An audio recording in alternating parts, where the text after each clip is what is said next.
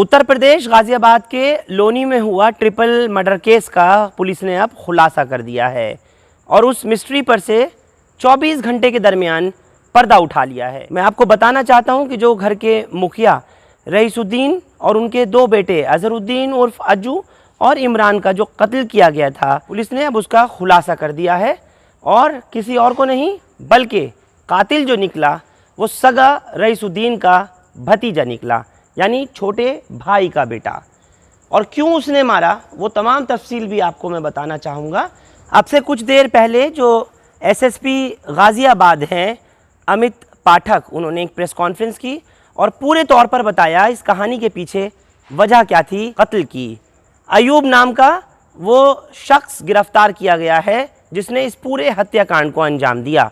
अयूब की जो ताई है रईसुद्दीन की बीवी फातिमा, वो भी इस वक्त अस्पताल में है। वो भी इस वक्त ज़िंदगी और मौत के बीच में अस्पताल में झूल रही है।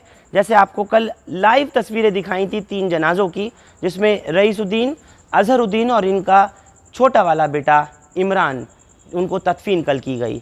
हालांकि आज सुबह में ये खबर आई, हालत बहुत बिगड़ गई और उनकी भी मौत हो गई। फ़िलहाल वो खबर इस वक्त की जब आपको दे रहा हूँ वो खबर गलत है। इस वक्त उनको लाइफ सपोर्टिंग सिस्टम पर रखा हुआ है और वो वेंटिलेटर पर हैं।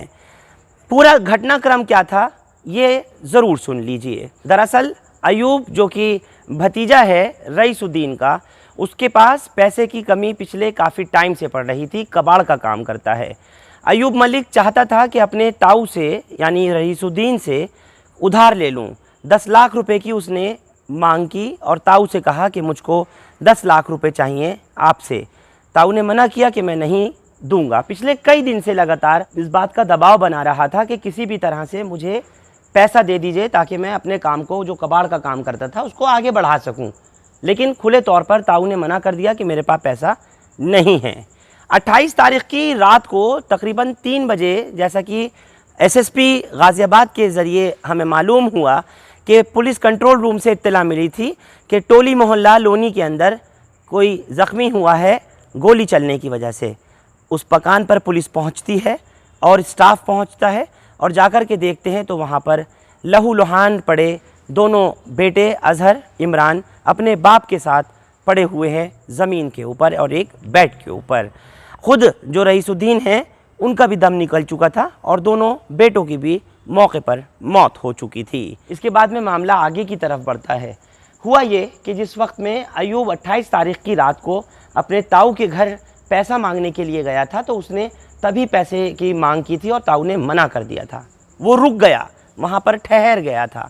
रात उसने वहीं गुजारी। तकरीबन 2:30 बजे के आसपास वो सोते हुए उठा और उसके बाद फिर रईसुद्दीन से एक मरतबा फिर से पैसा मांगने के लिए चला गया। .32 बोर की एक पिस्टल लगा करके साथ गया था, यानी मंशा गलत थी। उसको पहले से पता था कि अगर पैसा नहीं देगा ताऊ तो गोली मार दूंगा। जो अब तक पुलिस को जांच के दौरान बताया है अयूब ने यही कहा कि जब मैं रात में 2:30 बजे के आसपास ताया के पास गया था अपने पैसा मांगने के लिए, उन्होंने साफ तौर पर जब मना किया तो मैंने आओ देखा ना ताओ निकाल करके उनके गोली मार दी।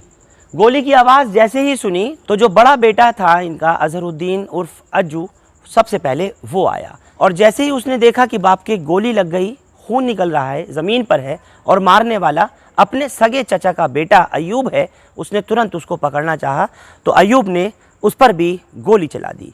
अजहरुद्दीन के 3 गोलियां लगीं और वो भी मौके पर ढेर हो गया। इतनी देर में इमरान सुनता है। इमरान भी मौके पर आ जाता है। जैसे ही उसने आकर के देखा कि लहूलुहान बाप और बड़ा भाई अजहरुद्दीन फर्श पे गिरा पड़ा है, खून निकल रहा है और गोलियां लग गई हैं, वहाँ पर अयूब खड़ा है हाथ में पिस्टल लिया हुआ। उसने तुरंत जैसे ही इसको पकड़ना चाहा, इमरान के ऊपर भी ताबड़तोड़ अयूब ने गोलियां चला दी। नतीजा ये हुआ उसकी भी मौके पर मौत हो गई। इतना जब हंगामा बरपा हुआ तो इनकी बच्चों की माँ यानी अजहर की और इमरान की माँ रईसुद्दीन की बीवी फातिमा दौड़ती हुई आई और उन्होंने आकर के जैसे ही रोकना चाहा तो इसने उन पर भी फायर कर दिया।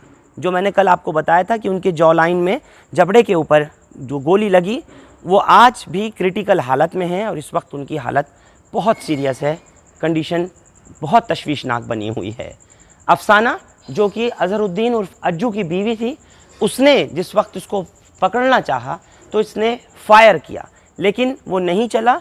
पिस्टल के वो चैम्बर में ही गोली अटक गई।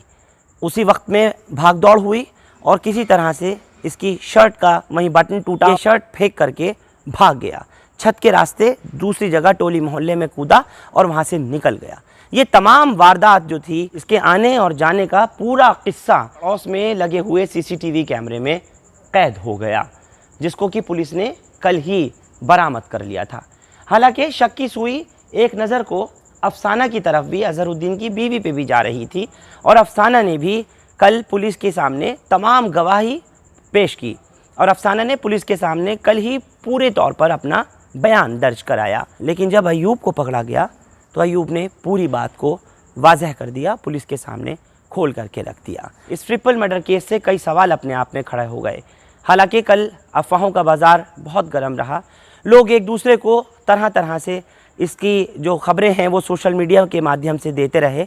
लेकिन आज प्रेस कॉन्फ्रेंस की गई और एसएसपी गाज़ियाबाद अमित पाठक ने खुले तौर पर मुलजिम को भी पेश किया, अयूब को। उसके बाद उसको कोर्ट में पेश किया गया, फिर रिमांड पर ले लिया गया है। क्या कुछ कह रहे हैं एसएसपी गाज़ियाबाद लोनी के इस ट्रिपल मर्डर केस के मामले में, एक बार सुनते हैं अमित पाठक को भी। इस घटनाक्रम में हमें जो मुख्य अभियुक्त है उसको गिरफ्तार करते हुए इस घटना का अनावरण हम लोगों द्वारा किया गया है। इसका मुख्य अभियुक्त नाम अयूब पुत्र स्वर्गीय बाबूदीन निवासी टोली मोहल्ला करजा थाना लोनी होना प्रकाश में आया। ये जिन बुजुर्ग की हत्या हुई उनका सगा भतीजा है, पारिवारिक सदस्य है, परिवार में इसका आना जाना रहा। और जो बुजुर्ग हैं वो 4 भाई थे, जिसमें सबसे बड़े वही थे। ये जो दूसरे नंबर के भाई हैं उनका बेटा अयूब हुआ और ये पासी में इसका घर और अपना कारोबार था। इस बीच इसने बताया कि कैसे इसने ये पूरी घटना करी। अयूब खुद छोटा मोटा इलेक्ट्रॉनिक्स का कारोबार करता है, होम थिएटर की कोई इलेक्ट्रॉनिक्स की छोटी यूनिट है, जिसमें ये और इसके भाई मिलकर के काम करते हैं। इस बीच इसको अपने व्यापार को एक्सपेंड करना था और ये सीलमपुर क्षेत्र में कबाड़ का काम करना चाहता था। इसके लिए इसे पैसे की आवश्यकता थी। इसको अपने ताऊ के परिवार से मनी मन नाराजगी और जलन इस बात की थी, क्योंकि इसका मानना था कि बिजनेस में वो लोग, उनका कारोबार अच्छा है, उनके पास पैसे रहते हैं, हम लोग को दिक्कत रहती है। इसने पहले भी इस बारे में ताऊ से चर्चा करी, लेकिन पैसे न मिलने के कारण इसके अंदर नाराजगी का भाव था। उस दिन पूरा प्लान करके रात के 9:45 बजे ये अपने ताऊ के घर पर जाता है और वहाँ बताता है कि आज मैं यहीं सो जाऊंगा, क्योंकि मुझे सीलमपुर जाना था लेकिन किसी काम से मुझे लेट हो गया। तो लेट हो जाने के कारण आज मैं यहीं रुक जाता हूँ, जिसपे घर के सदस्य होने के नाते ताऊ ने इसको अलाउ कर दिया। ये नीचे लेट गया, बाकी परिवार के सदस्य ऊपर फर्स्ट फ्लोर पे थे। ये पहले से तैयारी से गया था, पिस्टल और भरी मैगजीन लेकर के गया था। और रात के 2:30 बजे जब ताऊ की नींद खुली तो इसने उनसे ये टॉपिक छेड़ा कि मुझे 10 लाख रुपए उधार दे दो ताकि मैं अपना काम करूं। उनके पास पैसे न होने के कारण उन्होंने बताया कि अभी पैसे से तो नहीं है, जब होंगे तब देखा जाएगा, प्रयास करेंगे। तो इस पर इसके मन में नाराजगी आ गई और ये बहुत आक्रामक हो गया। और इसने आक्रामक होकर के पहले ही बार ताऊ को गोली मार दी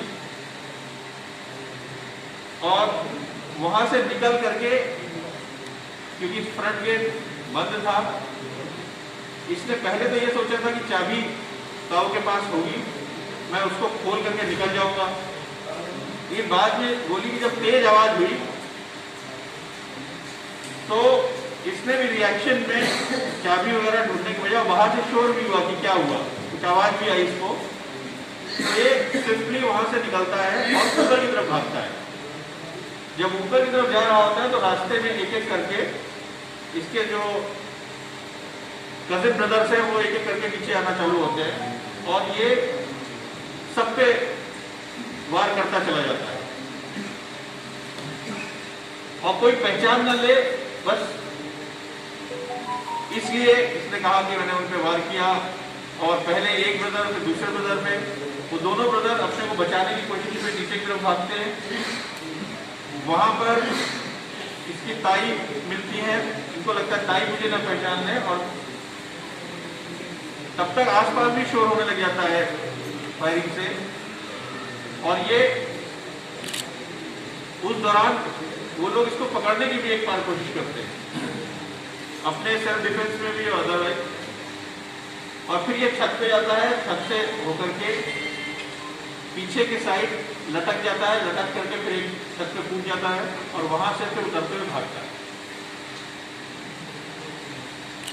आगे जाकर के गलियों में जो शर्ट पहने होता है उसको उतार देता है और वहीं फेंक देता है, और पिस्टल एक नाली में फेंक देता है, और बनियाइन में फिर वहां से एस्केप करता है। इस पूरे घटनाक्रम में जो महत्वपूर्ण साक्ष्य हमें मिला वो घर वालों का बयान था। साथ ही साथ इस छीना झपटी में इसके राइट शर्ट के राइट कफ का बटन वही मौके पर टूट के गए, जिसको हमारी टीम के द्वारा निरीक्षण के समय केयरफुली पिक किया गया। जो शर्ट हमने बाद में गलियों से बरामद करी वो फिरोजी रंग की हल्के नीले रंग की एक शर्ट थी जिसका वो बटन मिसिंग था। एक इंपॉर्टेंट कड़ी निकल करके आया, वो शर्ट इसी ने पहन रखी थी। इससे हमारा शक और पुख्ता हुआ। साथ ही साथ हमें कुछ ऐसे विजुअल्स मिल गए जिसमें इसका घर में जाना, शर्ट को उतारते हुए विजुअल, और बाद में वो लाल रंग की बनियाइन जो पहन करके ये जा रहा है वो बनियाइन भी हमने इसकी बरामद करी। उन्होंने यही बताया क्योंकि पारिवारिक सदस्य था, इसने चेहरे पर मास्क वगैरह भी यूज लगाया था। इसके अंदर ये बात थी कि मैं पहचाना जाऊंगा, इसलिए ताबड़तोड़ फायरिंग करता हुआ चला गया। और इसकी कटकाठी और इसको देखते हुए उसने इनको पहचाना अफसाना ने और इसके ऊपर से ग्रहण किया। और फिर ये सारी जब एविडेंसेस मिलते गए और एविडेंसेस से कनेक्ट होते गए, इसने अपना गुनाह पूरी तरीके से कबूल कर लिया। इसने पूरी कहानी हमें बताई, पूरा नैरेटिव बताया। ये बताया, ये सब उसका बताया हुआ वर्जन है कि कबाड़ का काम करना चाहता था और पैसे चाहिए थे, इसलिए पूरे घटनाक्रम को उसके द्वारा अंजाम किया गया। अब इस घटना में हमने जो चीज़ें बरामद करी, वो जो वेपन यूज हुआ वो बरामद हुआ, जो कपड़े इसने पहने थे उन पे ब्लड के निशान है, वो शर्ट बरामद हुई। उत्तर प्रदेश के लोनी में हुए इस ट्रिपल मर्डर केस ने तमाम लोगों को हैरान करके रख दिया और इलाके में ज़बरदस्त सनसनी फैली। लोग हैरान थे, सकते में थे कि आखिर क्या दुश्मनी थी रईसुद्दीन की या उनके बेटे अजहरुद्दीन या इमरान की किसी से कि कोई आकर के घर में घुस के वो भी रात के अंधेरे में इस तरह से गोलियों से भून देगा और मार डालेगा। लोग जानना भी चाहते थे, लेकिन ये पुलिस की कारकर्दगी थी कि 24 घंटे के अंदर अंदर मामला हल कर लिया गया और घर का ही भेदी कि जिसने लंका ढहाई उसे गिरफ्तार किया गया। पूरा बयान आपने अभी एसएसपी गाज़ियाबाद अमित पाठक का सुना। आप लोग हमारे साथ इस खास पेशकश में जुड़े, आपका बहुत बहुत शुक्रिया। हिंदुस्तान लाइव फरहान याह्या यूट्यूब पर सब्सक्राइब कर सकते हैं और क्लिक कर सकते हैं बेल आइकन हमारी खबर की पहली नोटिफिकेशन के लिए। फेसबुक पर हमारा page Hindustan live Farhan Yahya follow और लाइक कर सकते हैं। बहुत बहुत शुक्रिया साथ जुड़ने के लिए। Thank you for now.